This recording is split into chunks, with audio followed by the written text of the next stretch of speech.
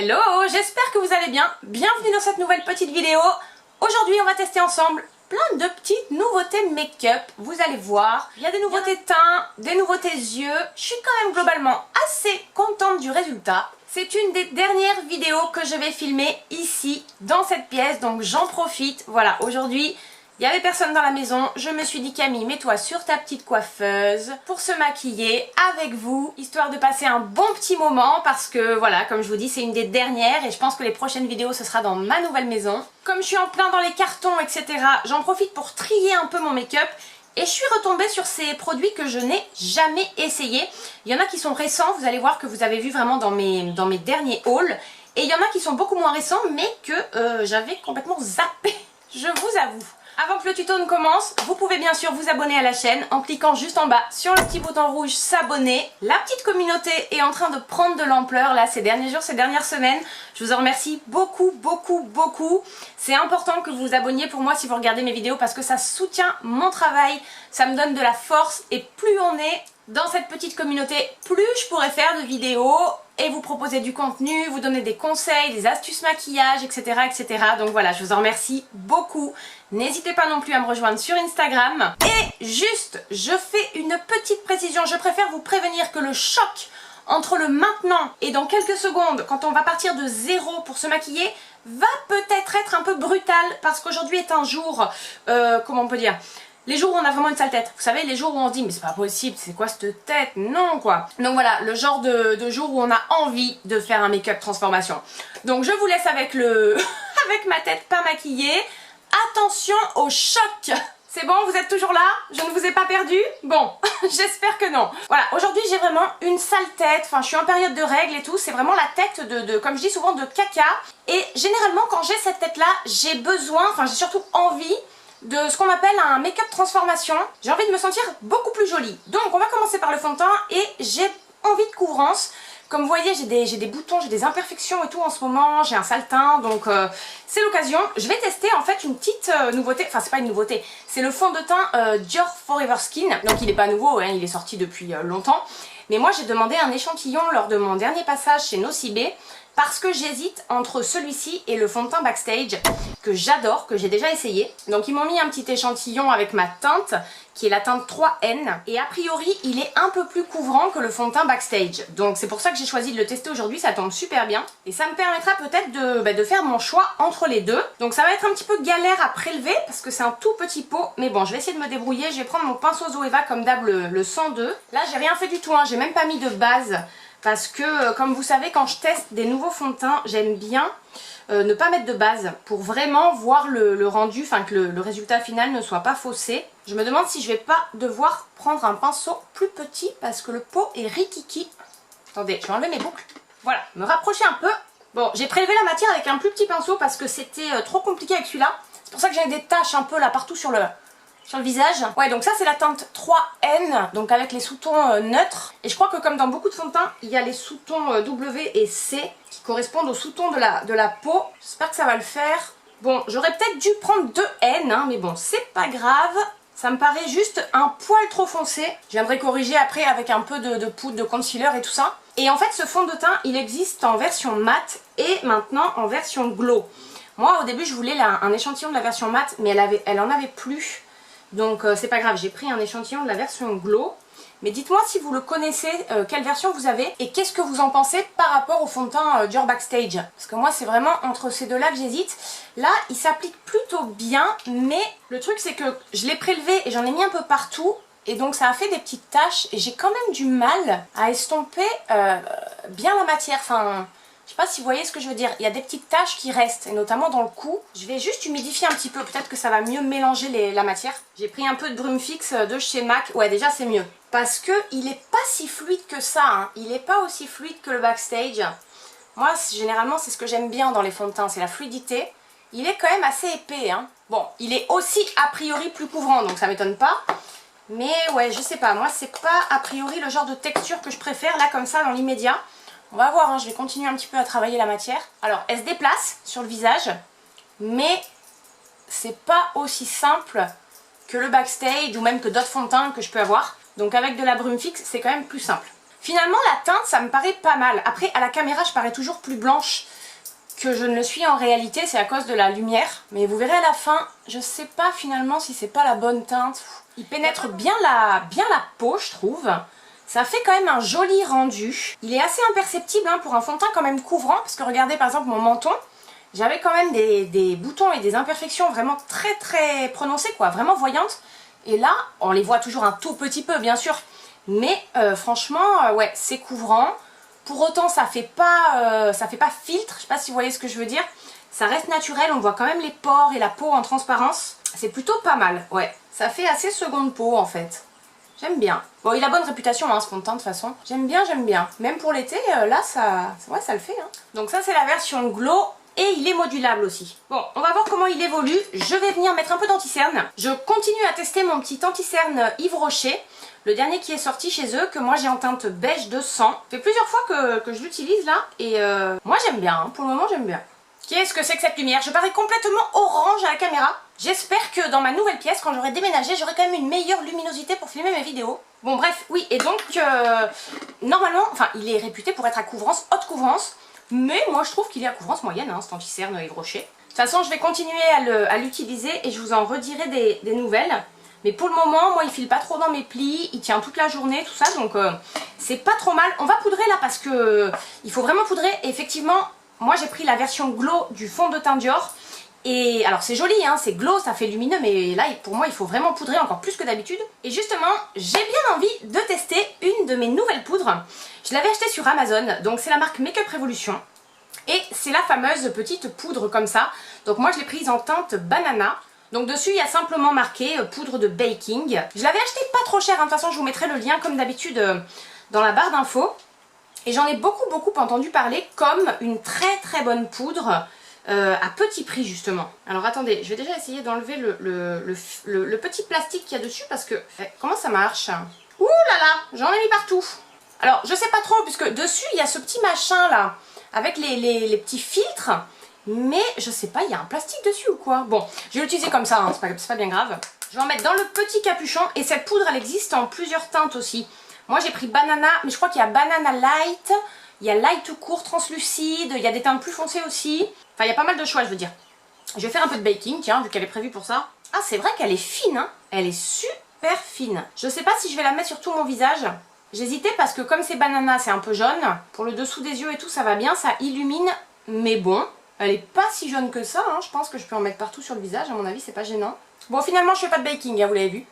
Je l'applique juste comme ça et franchement c'est pas mal. Hein. Elle a pas d'odeur particulière, elle est toute fine, elle vient matifier immédiatement. Regardez mon dessous des yeux, comme il est tout de suite matifié par rapport à, ben ouais, il y a une minute quoi, où vraiment je brillais de mille feux. Ben écoutez, je vais en mettre sur le reste de mon visage aussi. De toute façon moi je dissocie très rarement le contour des yeux et le reste du visage en termes de poudre.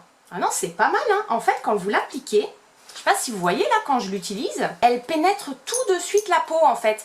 Il y a des poudres, vous les mettez sur le visage et il faut quand même, avec un pinceau ou une houppette, les travailler un petit peu, les faire rentrer dans la peau, tout ça. Et celle-là, pas du tout. Regardez, là, je la mets, tac, sur le côté de mon nez, et immédiatement, on ne la voit plus. Elle pénètre la peau instantanément. Ça, c'est pas mal du tout. J'ai rarement vu ça, je veux dire. On n'a pas besoin de la travailler 1000 ans, c'est très rapide. Alors, elle n'est pas forcément lissante, quoique, si, elle lisse un peu les pores, hein, même. Hein. Eh, c'est vraiment pas mal, hein, je suis contente. De toute façon, je me suis lancée dans la découverte de Merveille Petit Prix. De toute façon, je pense que vous pouvez le voir hein, par rapport à il y a quelques instants là où j'étais vraiment glowy, quoi. Je brillais à fond. Ça a matifié instantanément mon teint, là, c'est immédiat. On va voir si elle fixe vraiment bien le make-up, si ça prolonge la tenue du maquillage. Mais en tout cas, elle matifie et si, je trouve qu'elle lisse quand même. Notamment, je le vois là, sur le contour des yeux, je trouve que ça fait un effet vraiment lissé. Sur le menton aussi. C'est là où j'ai généralement le plus de pores et donc une peau un petit peu plus rugueuse, on va dire. Et ben, ouais, ça lisse pas mal. Malgré mes imperfections là aujourd'hui sur le menton, ouais, je vous la conseille vraiment. Je vais continuer à l'utiliser avec d'autres produits de teint en dessous pour voir si ça fait le même effet.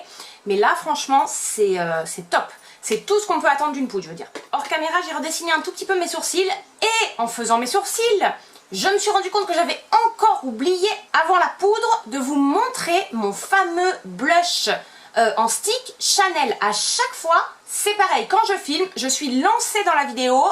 Après les produits crème, je passe à la poudre et je zappe. Il faut absolument que je vous le montre parce que je vous en ai parlé dans mes tops. Il est extraordinaire et je veux vous le montrer en live. C'est pas possible, je suis vraiment tête en l'air. Donc avant de passer aux yeux, je vais finir mon teint. Et du coup, je suis allée me voir à la lumière du jour en même temps. Le fond de teint, il est vraiment pas mal. Hein. Là, avec cette lumière, c'est pas ouf. Mais je vous montrerai tout à l'heure. Et donc, pour finir mon teint, figurez-vous que je vais essayer un petit produit que j'avais complètement zappé. En fait, je l'ai reçu dans mon dernier swap. C'est une palette de chez Tarte qui s'appelle la Tartest Pro Glow To Go. C'est cette petite palette. Je l'avais complètement zappée. Et en fait, à l'intérieur, on a une poudre bronzante et deux highlighters, il me semble. Donc un qui est plutôt doré et un plutôt rosé. Et en fait, si j'y ai repensé, c'est parce que j'ai regardé une vidéo hier soir dans laquelle cette palette était référencée sur le site de Sephora comme une des meilleures palettes, en tout cas dans les best-sellers, dans les plus vendus. Et je me suis dit, mais punaise, je l'ai cette palette en plus, je l'avais complètement zappée. Donc voilà, aujourd'hui je vais l'utiliser avec vous. Et ce sera la première fois. Donc je vais d'abord tester le bronzer. Il a l'air assez foncé, mais bon, on va voir. Il me fait penser au bronzer Oula de chez Benefit. Enfin ce... Oh, oulala, il est hyper poudreux par contre. Oh punaise, regardez-moi ça. Regardez, je viens de tremper mon pinceau dedans. Mon dieu. Ouh là là, je vais y aller mollo. Oh là là, ouais, il est super poudreux. Ouais, la teinte me fait penser au marron de la Oula de Benefit. Oh là, je suis... J'ai rarement vu un bronzer aussi poudreux ou un blush ou un highlighter.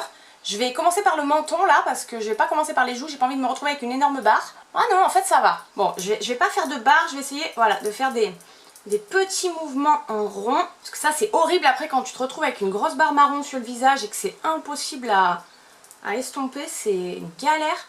Eh, c'est pas mal hein. J'ai du succès en ce moment avec mes crash tests hein. Franchement, je sais pas, dites-moi ce que vous en pensez mais j'ai plutôt de la chance hein. C'est pas mal, ça se diffuse bien.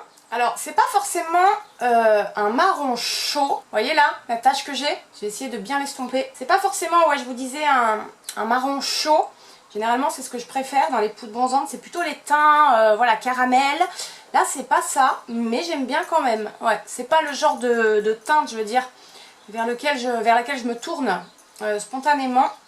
C'est plutôt un marron froid, mais j'aime bien. Par contre, faut vraiment faire gaffe, hein. C'est très pigmenté. Hein. Heureusement que j'ai vu dans la palette avant, parce que tel que j'y vais généralement, je me serais retrouvée avec l'énorme barre. J'ai hâte de déménager, j'ai vraiment hâte de déménager. C'est une des dernières vidéos hein, que je filme ici, je pense. J'ai vraiment hâte, non seulement pour moi, hein, pour déménager bien sûr, mais aussi pour les vidéos, quoi. Je pense que la lumière sera beaucoup plus belle. Enfin, j'espère pouvoir améliorer la qualité de mes vidéos dans cette nouvelle pièce. Bon, en attendant, je fais avec ce que j'ai bien sûr, mais des fois le rendu des produits ne rend pas forcément exactement ce qu'il rend en réalité. Et c'est ça qui est un peu dommage, voilà. Oh là là, depuis tout à l'heure, je viens de me rendre compte que j'ai une énorme tache de poudre banana là sur ma robe.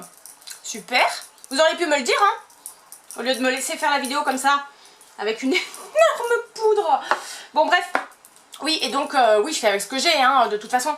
Mais ouais, j'espère vraiment que je pourrai améliorer les éclairages et tout ça. Et ben, franchement, c'est pas mal. Voilà. Comme je vous dis, c'est pas mon bronzer fétiche, mais j'aime bien. Par contre, il n'est pas si facile d'utilisation, quoi. Là, vous voyez, j'ai quand même une petite tache. Donc voilà, si vous voulez tester cette palette, allez-y mollo mollo. Je pense qu'il n'y a pas besoin de beaucoup de matière. C'est peut-être plutôt une teinte d'hiver, un marron un peu glacé, ça me fait penser à un marron glacé, ouais. Ok, je vais mettre un peu d'highlighter avant de passer aux yeux. Et j'hésite entre les deux, le rosé ou le doré. Vous voyez, ils sont vraiment différents. Hein. Je vais prendre le rosé pour une fois, tiens. Je prends très souvent des highlighters avec des sous-tons dorés, donc je vais changer un peu.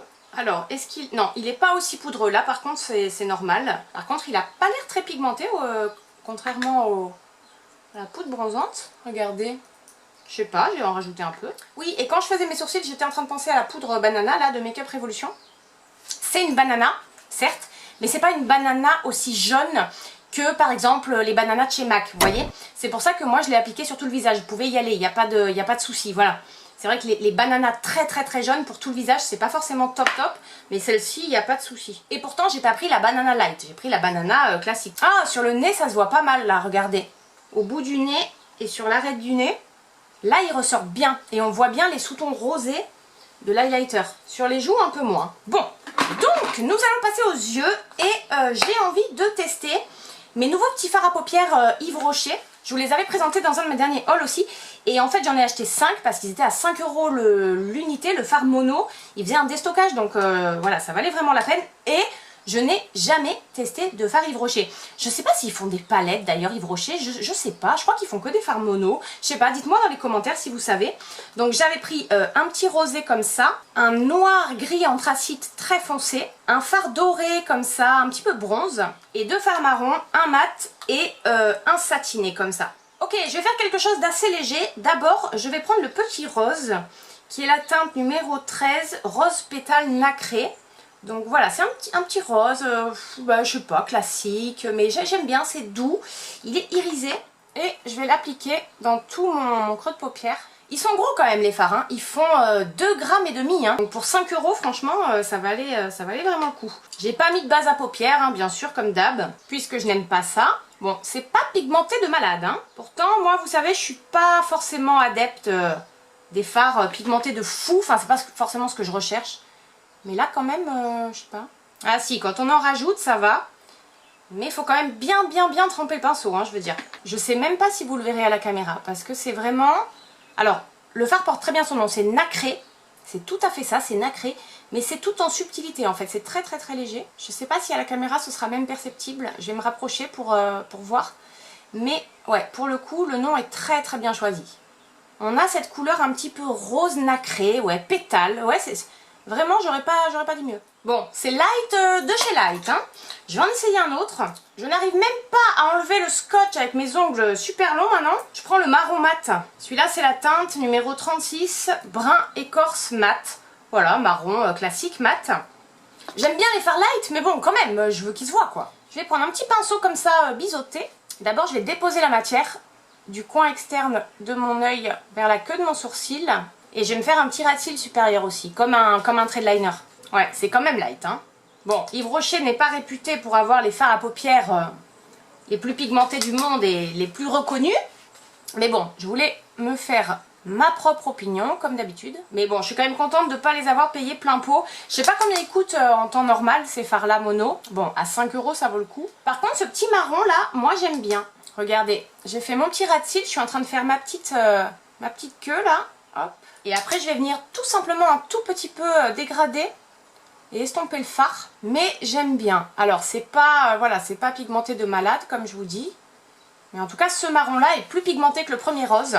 Et c'est assez joli. Moi j'aime bien. Pour ce que je fais là en tout cas, c'est-à-dire pour un petit trait comme ça, juste un petit peu fumé, c'est pas mal. Regardez ce que ça donne.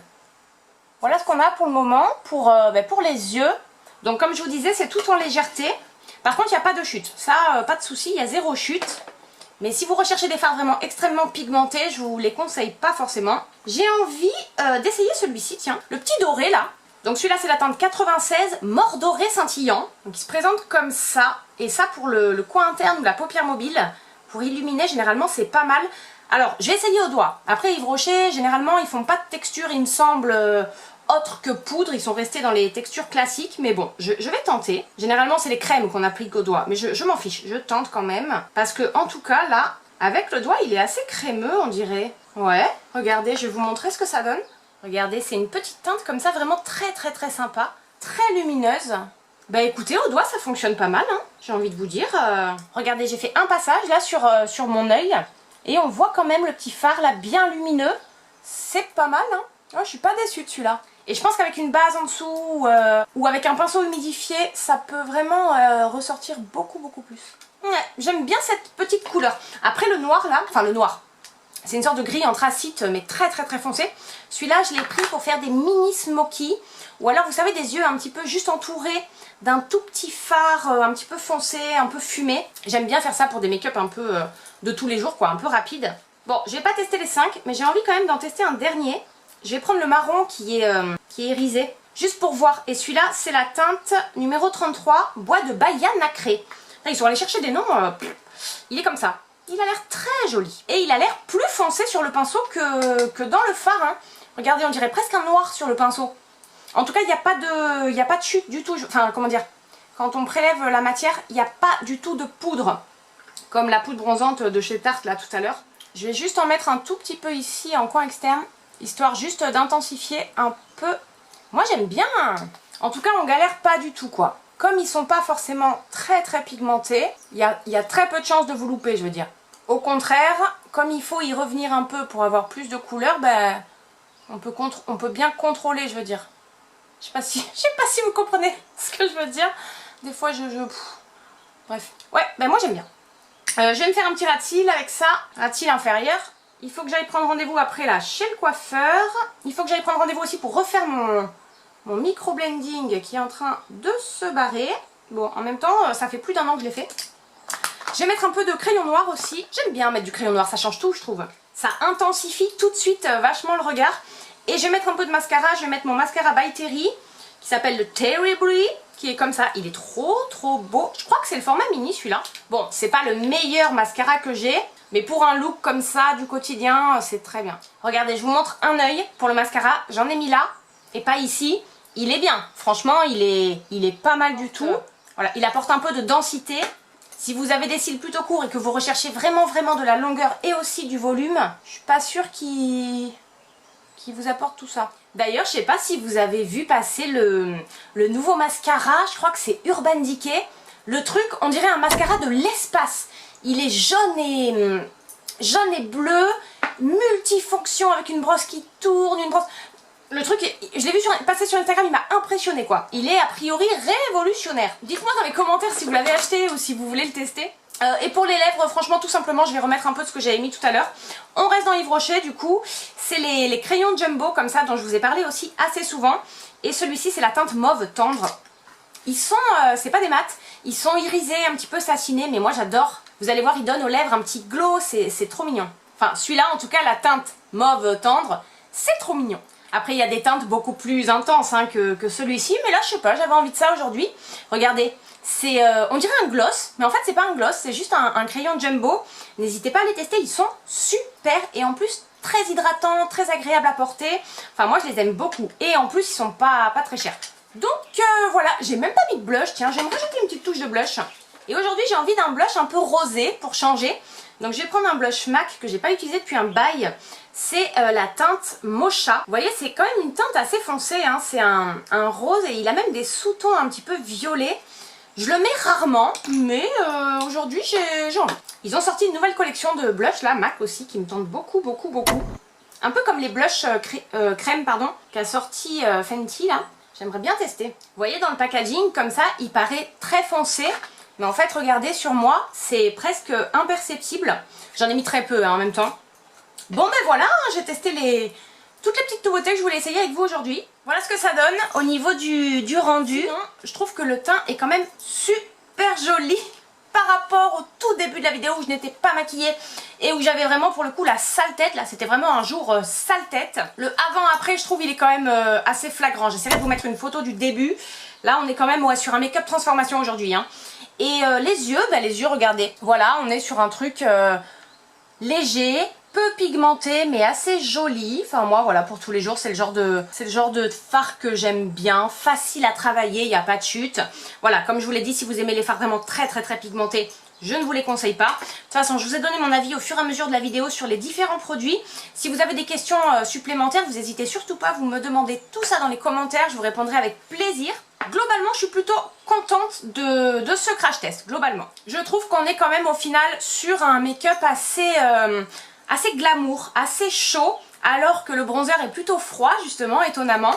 Mais voilà, c'est le genre de maquillage que j'aime pas mal. Si j'avais une jolie coupe de cheveux, ce serait beaucoup plus joli. Mais bon, ce sera pour plus tard. Je vais aller chez le coiffeur. Dites-moi ce que vous pensez du rendu dans les commentaires. Si vous me connaissez un peu, vous savez que c'est le genre de make-up que moi j'aime beaucoup porter. Un peu nude, glamour, camel, comme ça, voilà, c'est ce que je préfère. J'attends vos retours. Dites-moi aussi si vous connaissez tous ces produits, hein, comme toujours. Si vous en avez à me conseiller, nous on se retrouve très vite pour une prochaine vidéo. Et jusque là, prenez bien soin de vous. Bye bye!